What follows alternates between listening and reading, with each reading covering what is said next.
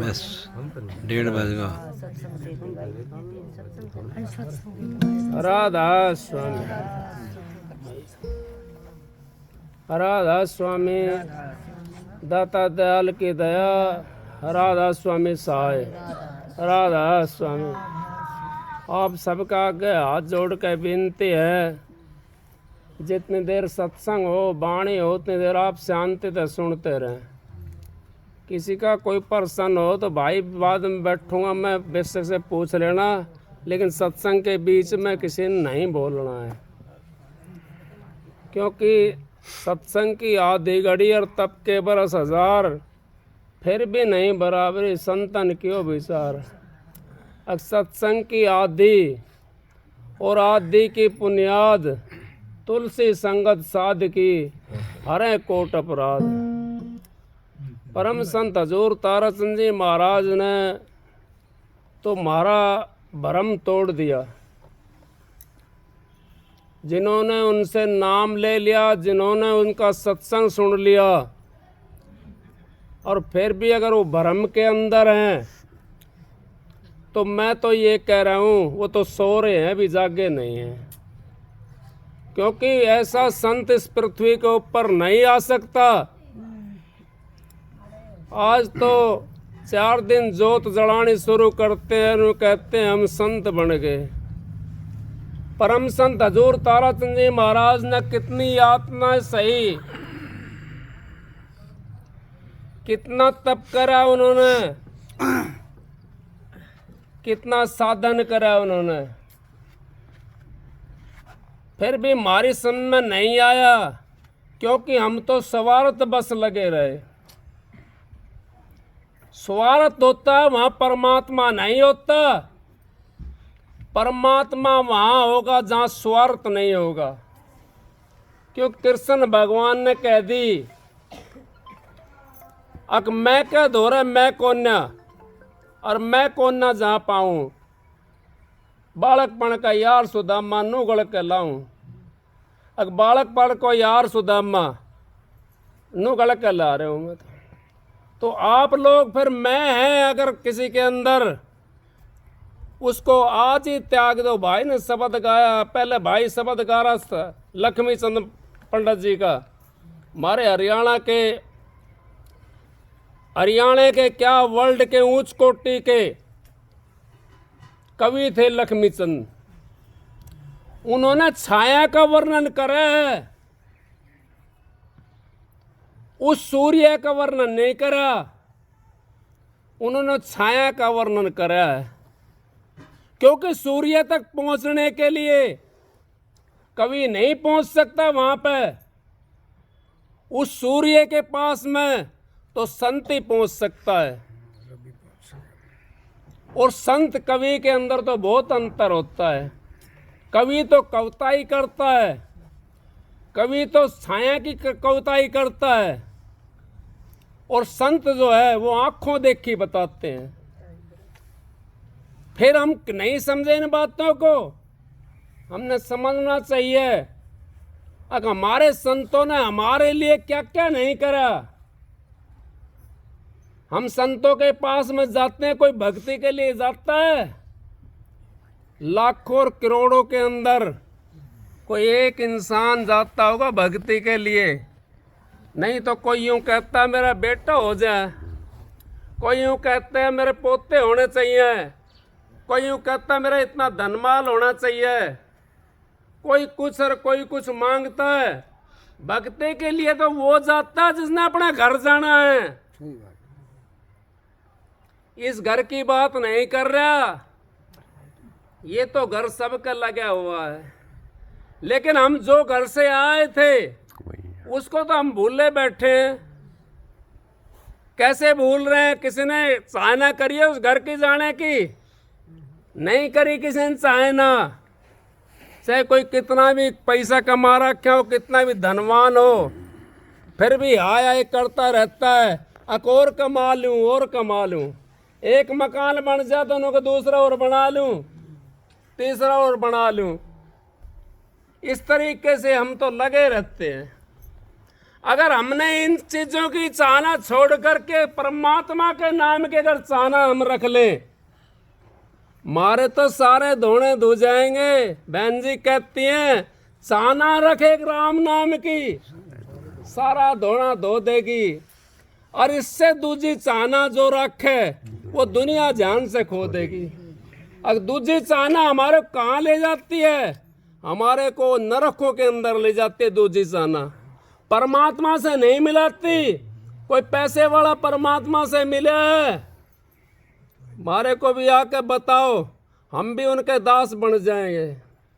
अब पैसे वाला परमात्मा से हाँ एक बात तो जरूर है, नुके जर तू परमात्मा तो नहीं है, राम तो नहीं है, लेकिन राम से कम भी नहीं है, क्योंकि हमारे को रास्ते रोक लेती है। वो जो माया होती है हमारा रास्ता रोक लेती है, हमारे को परमात्मा से नहीं मिलने देती। पर परमात्मा से कम कैसे होगी?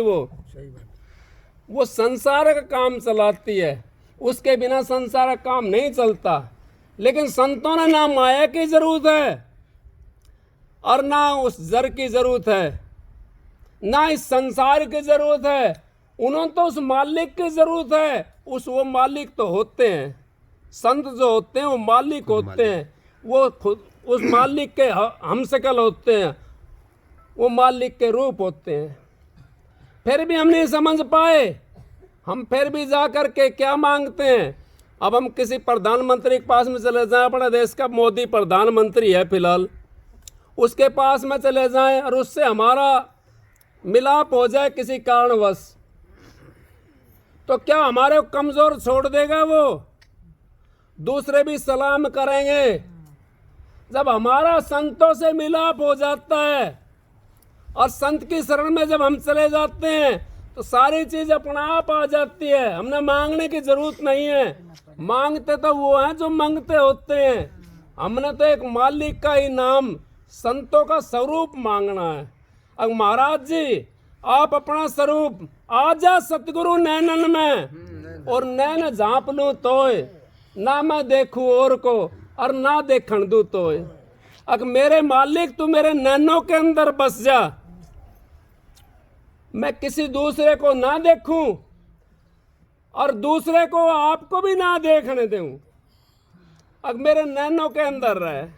हम तो क्या करते हैं?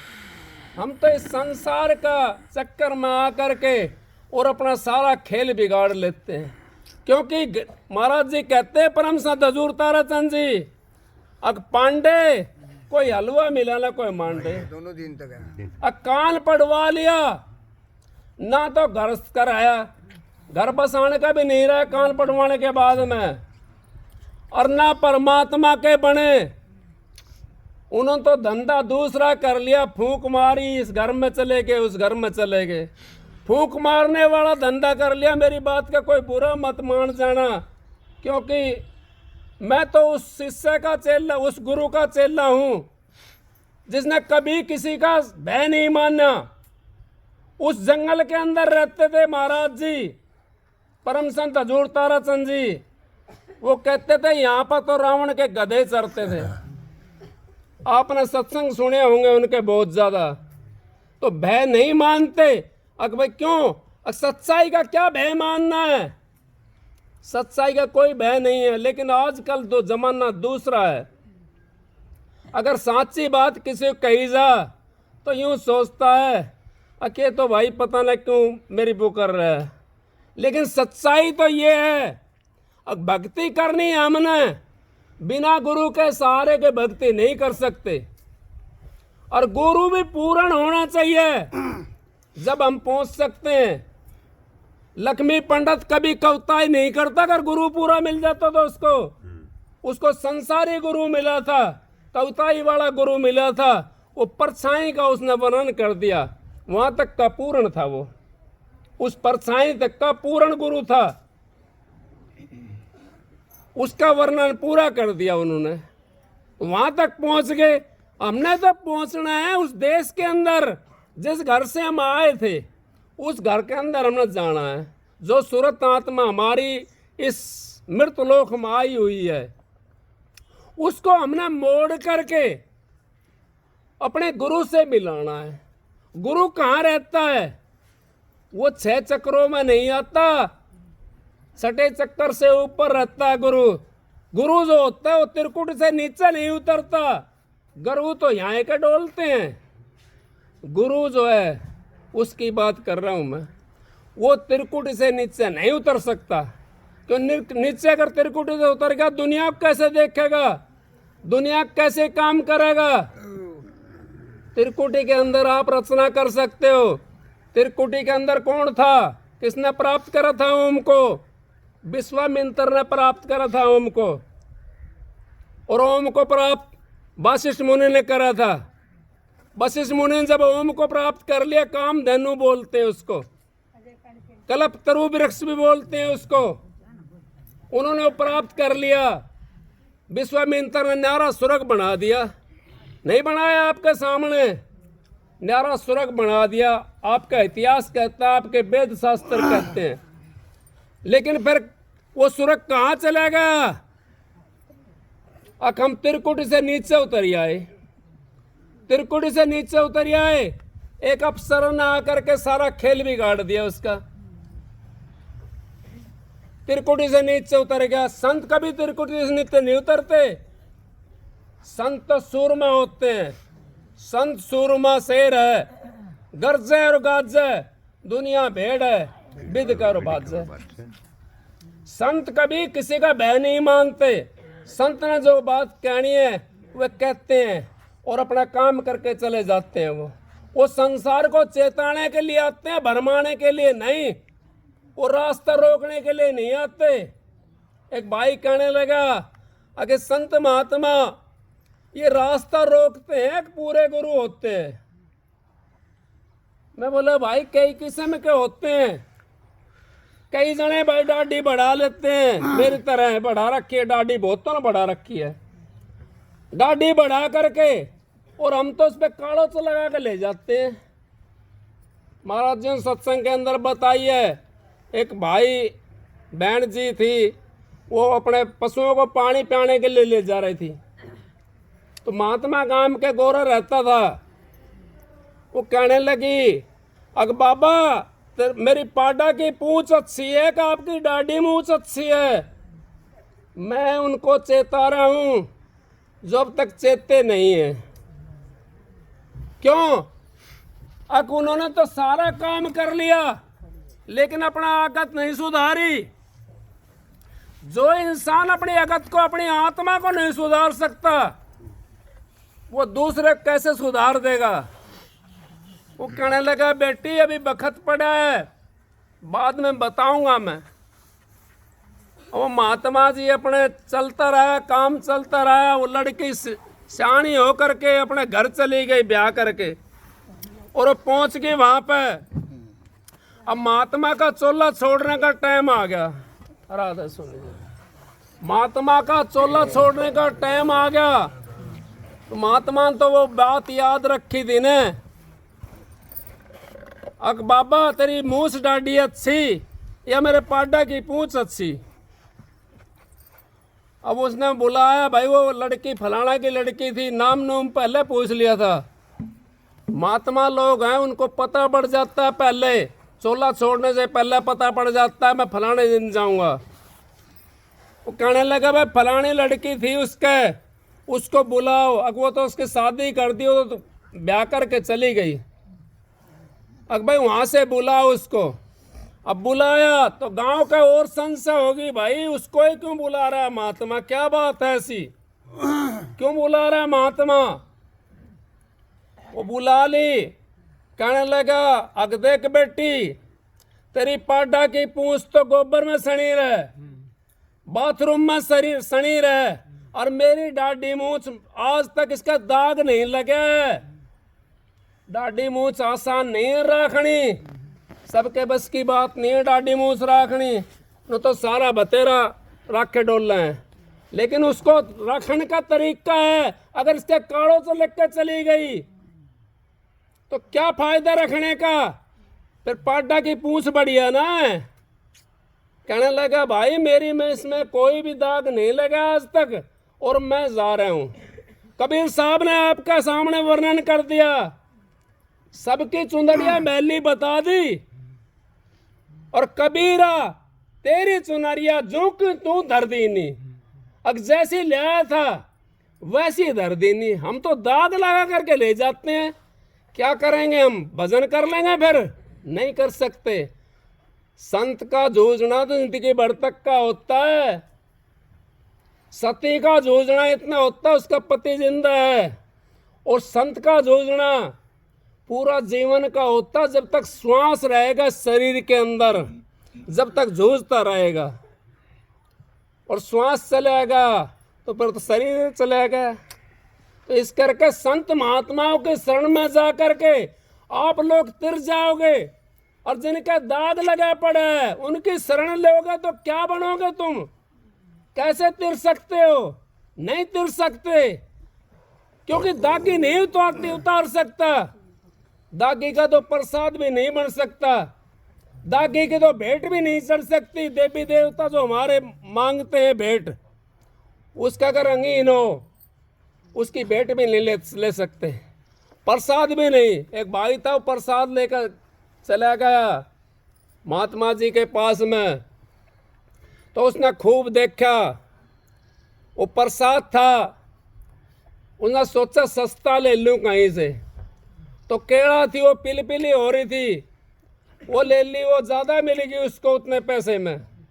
वो लेकर चले गए महात्मा जी के पास में। उसका कोई औलाद नहीं थी। अब वो कहने लगा, अगर महात्मा जी मेरा कोई बच्चा नहीं है, औलाद नहीं है, वो प्रसाद बना कर दे दो इसका। अब महात्मा ने खूब देखा, उसमें हाथ मार करके उसमें सारी पिली थी वे। अब महात्मा कहाँ तो ले आओ, जैसा लेके गया था वो तो मारा ही होता है और हमारे को दे देते हैं। उन्होंने उसमें खूब बढ़िया दी, फिर भी छांट करके, पर कोई बढ़िया थी ये नहीं, वो दे दी। वो प्रसाद बना कर दे दिया। महात्मा की बाणी बज्जर की होती है, पत्थर की लकीर की तरह बज्जर की होती है। आप संत बोल रहे हैं सहज हुआ, संत का कहा मिथ्या नहीं जा। अगर संत सहज बोलते हैं फिर भी मिथ्या नहीं जाता उनका कहा, उनकी बाणी बज्जर की होती है। तो लेकर के चला गया प्रसाद। वो मालिक की दया से बच्चा होगा, वो बच्चा होगा। अब वो नाड़ को नहीं रोका है, कदे इधर लुढ़क जा, कदे इधर लुढ़क जा। वो आया महात्मा जी, क्योंकि जीव की दौड़ तो कहाँ तक होती है? अपने इष्ट तक होती है, और सबकी दौड़ अपने इष्ट तक होनी चाहिए, क्योंकि हमने तो अपने इष्ट तक जाना है। इष्ट का काम है हमारे को सूखे में सुहावा। माँ के पास में चले गए तो माँ अपनी गोदी में बैठावे, से कंधे पे बैठावे, और से कहीं नाली में बैठावे, वो उसका काम है, हमारा काम नहीं है, वो माँ का काम है। जब हम संतों के पास में चले गए, हमारे कौन रोक सकता है? कोई नहीं रोक सकता।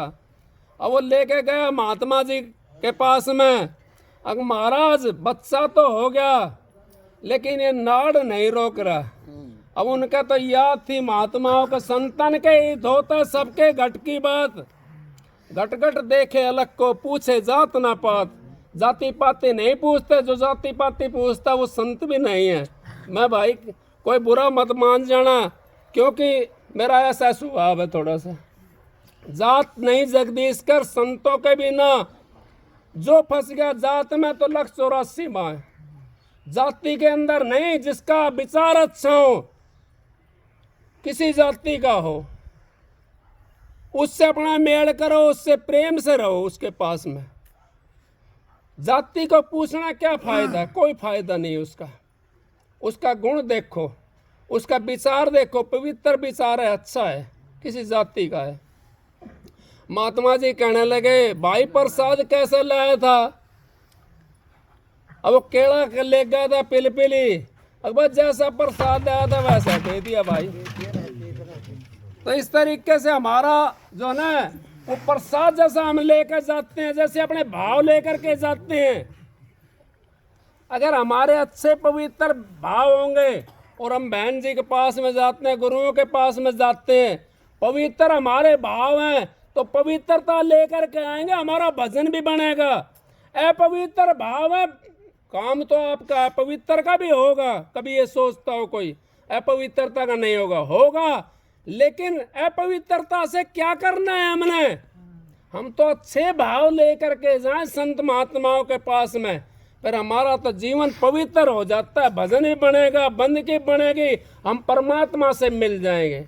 अगर 10 मिनट के लिए भी हमारे को शांति मिल गई, 10 मिनट भी बहुत होती है शांति की, तो 1 मिनट भी एक सुख का सांस आ जाता है ना, वो भी बहुत होता है।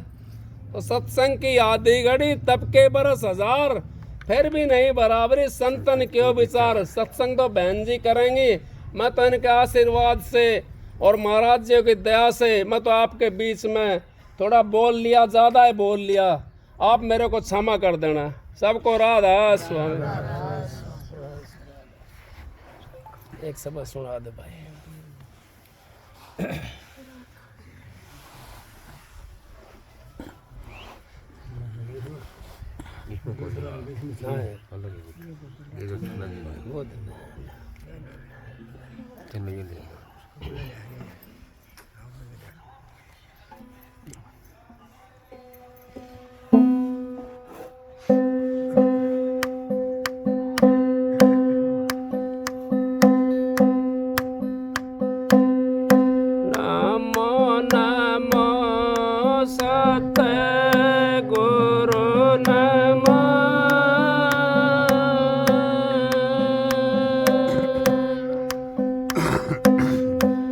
मन करो जे हर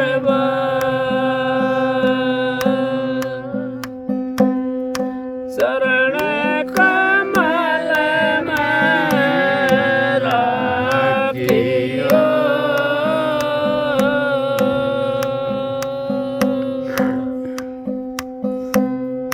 मेरे सतगुरु सरजन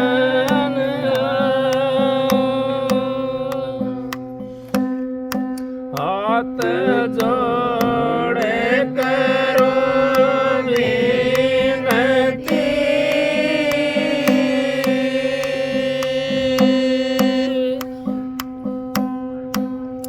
शरण निवाओ से तारा चंद सत गुरु मिले।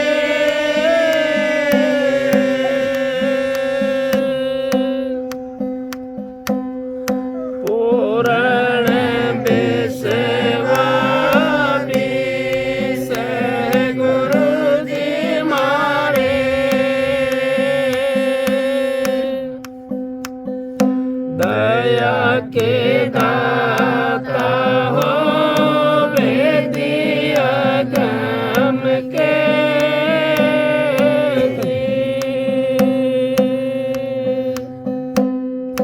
तुम बिन मेरा कौन है दिनों के नाथ।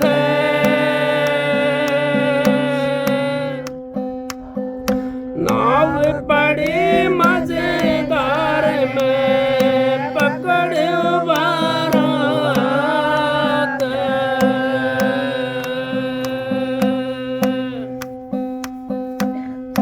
बाग रे फकीर के कनक कामड़ी का बाग लग्या। मार तो डालेंगी पड़ चिल्लाएगा, बड़ा बेवकूफ जो तू ना भाग्या। सांगर से जैसे मार डाले बन में बचा नहीं, जिन दाग लग गया। दास पलटू के वही बच्चे जो बैठ सत्संग दिन रात जाग्या। संत हमारे हैं इस हरि नाम से, इस हरि नाम पर चित देव। दास पलटू के भया ज्ञान जो तू सुधारस छोड़ के छत पीवे।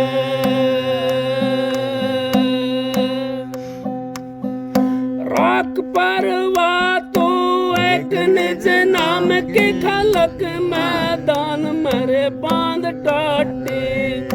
मेर उमरा दिन 4 के पाउन छोड़ घर माए दो दौलत आती।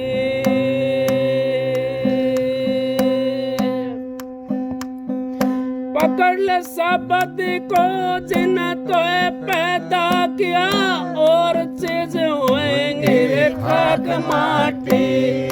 दास पलटू कह देख संसार गति, बिन निज नाम कोई नहीं साथी।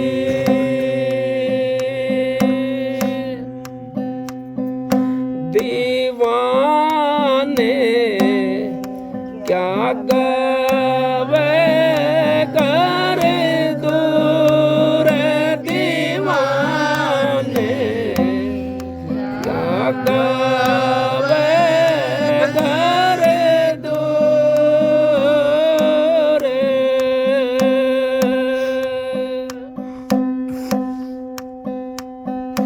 अनलाह के कह हक में पहुँचा, अनलाह के कह हक में पहुँचा। सोड़ी चढ़े मन सोर, दीवाने क्या गावे करे दूर, दीवाने क्या गावे करे दूर।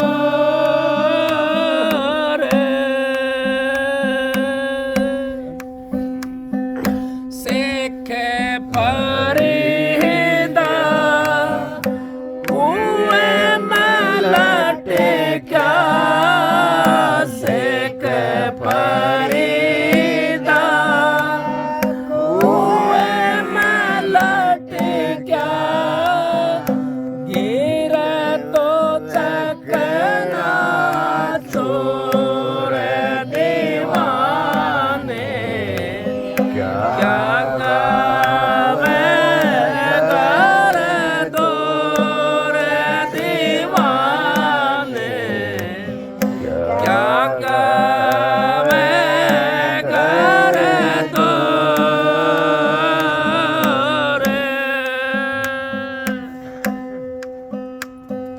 बलक के बुखारे ने तजबाद शाही, पलक बुखारे ने तजबाद शाही।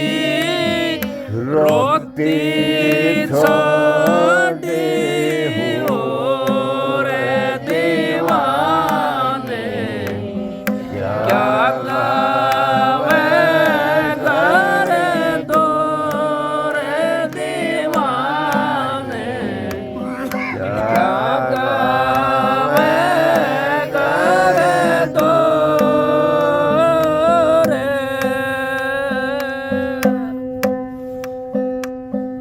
शाही गाई सब बेदिया गई, शाही गाई सब बेदिया गई।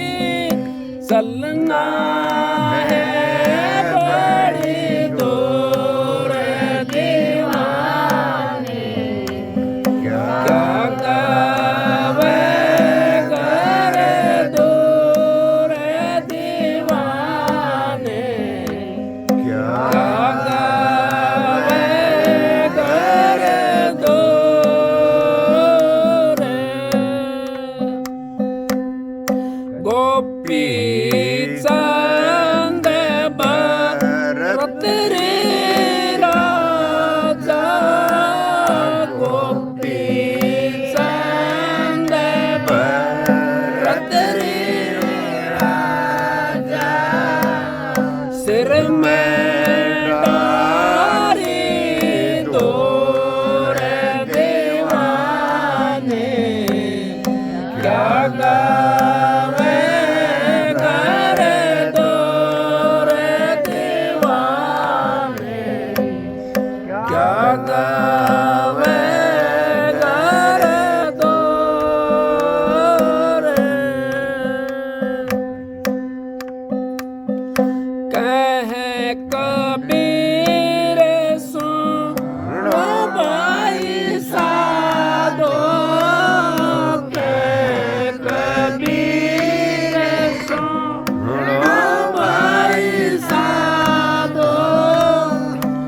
हरदम हाल हजूर दीवाने क्या गावे घर दूर दीवाने क्या गावे घर दूर।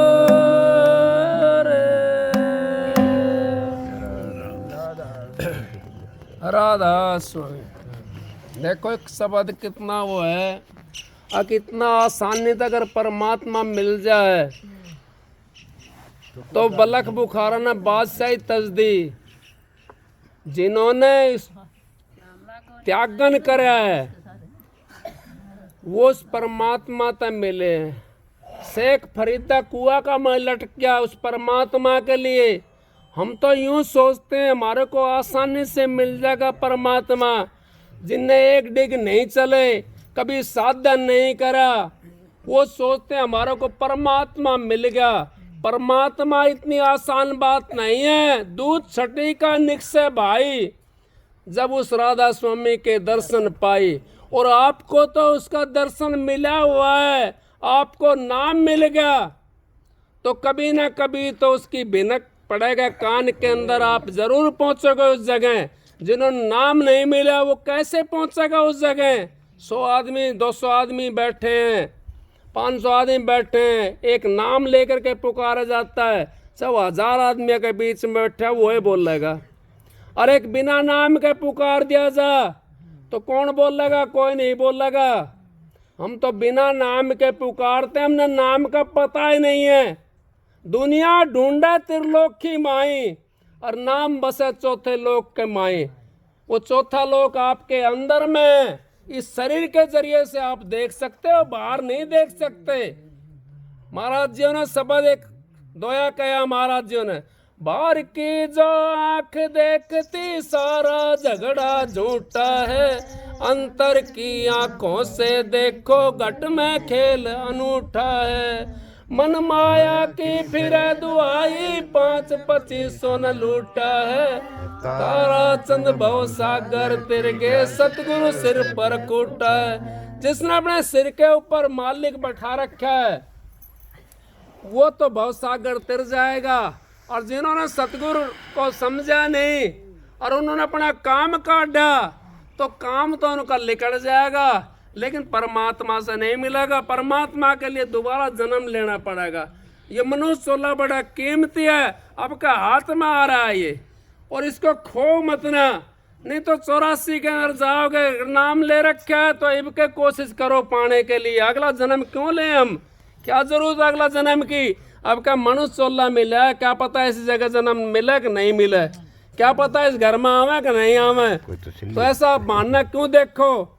उस बहाने को बनाओ अपने को जो मिला हुआ है हमारे को। वो नाम लेना है हमने, उसका बैठ करके सुमरण करना है। अभी देखें उसको, अभी परमात्मा मिलाने की कोशिश करो, कल की भी बात मैंने देखो।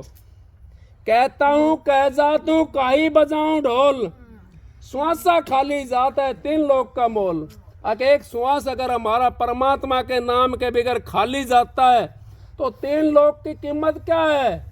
सारे दुनिया का माल जो है वो एक साइड न, एक सांस की कीमत फिर भी ज्यादा बता दिया महाराज जी ने। कबीर साहब ने बताई है, कहता हूँ कह जाता हूँ काई बजाऊं ढोल, श्वासा खाली जाता 3 लोग का मोल। 3 लोग का मोल का बराबर, उससे फालतू बता श्वास की कीमत। फिर हमारा खाली जा रहे हैं हम तो विषय विकारों में, तेरा मेरी में, चुगली चोरी में, इनमें लगे हुए हैं। इनको त्याग करके अपना जीवन को पवित्र बनाओ। अपने चोले के अंदर लौंग सुपारी भरो, इसके अंदर भिष्टा क्यों भरते हो? भिष्टे की जरूरत नहीं है। मनुष्य का चोला बड़ा पवित्र है, नर नारायणी देह बोलते हैं इसको। अब मालिक ने अपना हम सकल हमारे को धर करके यहाँ संसार के अंदर भेजा है, और इसको अगर हम भिष्टा भरते हैं इसके अंदर तो कौन सा जन्म मिलेगा हमारे को? कोडी कंगले कहीं दूर से नहीं आए, वो हमारे कर्म हैं। जैसे हम कर्म करते हैं वैसे ही जगह हमने जाकर जन्म लेना पड़ता है और उस जगह जाना पड़ता है। मैंने देखा एक कबूतर था, उसका पैर नहीं था बेचारा के, उसने क्या करा है? उसने कहीं हल बाया था, किसे खेत में लावणी करी थी ना करी, उसका पैर कहाँ चलेगा। कर्म हर उसी चोले के अंदर भोगना पड़ता। कहीं यू मन ना सोचो अगर हमने मनुष्य चोले में भोगना पड़ेगा, हर जीव ने भोगना पड़ता कर्म अपना।